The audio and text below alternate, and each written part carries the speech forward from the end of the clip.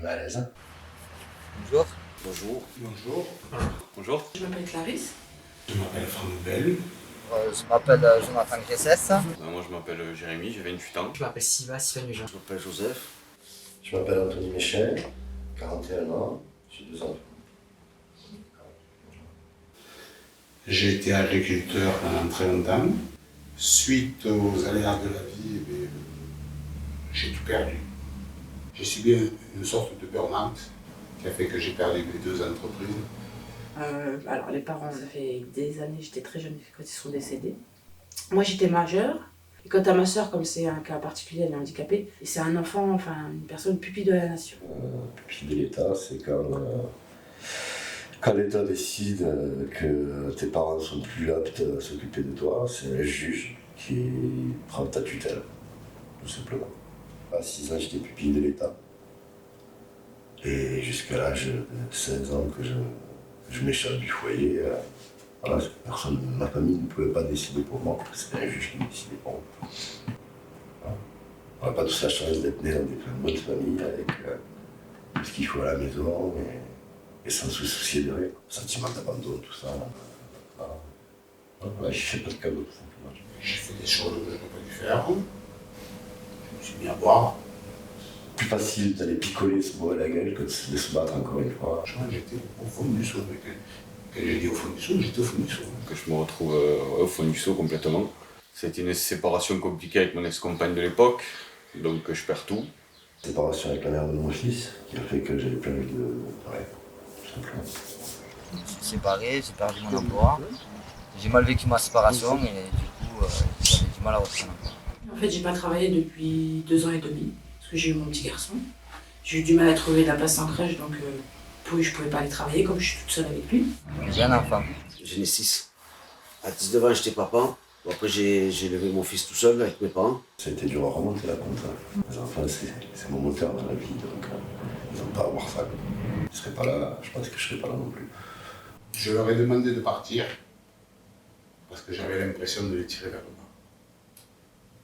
J'avais l'impression de m'enfoncer et de les entraîner vers moi, donc j'ai dit à mon ex-compagne, j'ai dit casse-toi. Et prends les enfants, parce que sinon je vais vous entraîner avec moi et je voulais justement pas ça. Suite à ça, je me suis retrouvé à la rue. J'ai galéré pas mal. Par contre, j'ai passé de très bons moments. J'ai rencontré des gens très cons, ça je confirme. Mais j'ai rencontré des gens très. J'ai arrêté l'école, je vais avoir 15 ans, 14 ans, je suis allé jusqu'en 4e, fait 3e, j'ai pas connu, donc même pas un brevet des collèges, rien du tout, aucun diplôme. À l'école, j'étais un peu têtu, je voulais pas écouter, je voulais pas aller à l'école. Il fallait faire quelque chose, donc petit boulot à droite à gauche, petit boulot qui menait à rien, sauf que quand on a 15-16 ans, on peut se permettre de plus ou moins de faire ça, mais quand on arrive à plus de 20 ans et qu'au final on se dit bon, j'ai aucun diplôme, aucune qualification professionnelle, aucune orientation, je sais pas ce que je vais faire de ma vie, bah c'est compliqué quoi.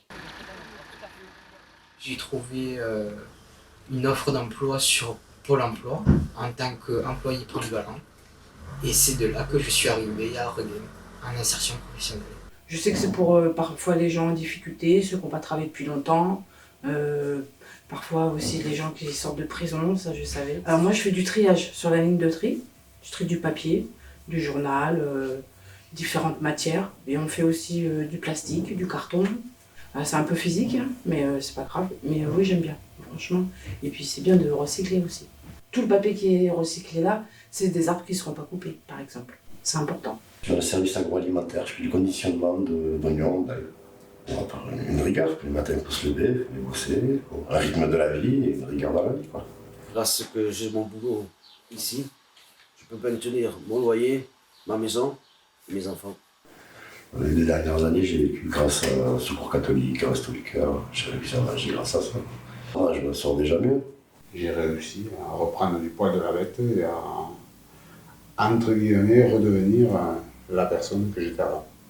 Et j'avoue que je suis dans une entreprise qui me convient parfaitement. J'ai compris en travaillant avec eux que j'ai besoin de travailler avec des personnes d'horizons différents, de religions différentes, de nationalités différentes. Ici, j'ai comme projet de passer mes CACES, donc les permis caristes, pour pouvoir être préparateur de commandes par la suite. parc extérieur, charger des camions, voilà, après, être dans la logistique de grosses entreprises. Je voudrais, dans un premier temps, essayer de retourner dans le métier que je faisais avant d'être en arrêt de travail, c'est-à-dire que je travaillais dans la sécurité. Je compte rentrer en tant qu'annonceur sentinelle. C'est des chantiers sur des voies ferrées. J'ai un projet, j'ai un optique. À partir de là, on se lève le matin, on est souriant, on n'oublie pas. Il faut qu'il y en ait des sociétés comme ça. C'est très bien qu'il y en ait et il faudrait qu'il y en ait un peu plus aussi. C'est important. C'est important. C'est une chance à pas louper, c'est une chance qui peut changer une vie, qui a changé la mienne en tout cas.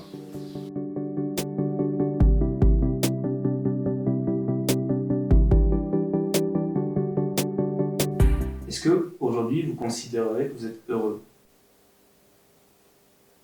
Oui. Ouais. Bah, ça dépend des gens. Il manque encore plein de choses pour être heureuse. Ça veut dire quoi être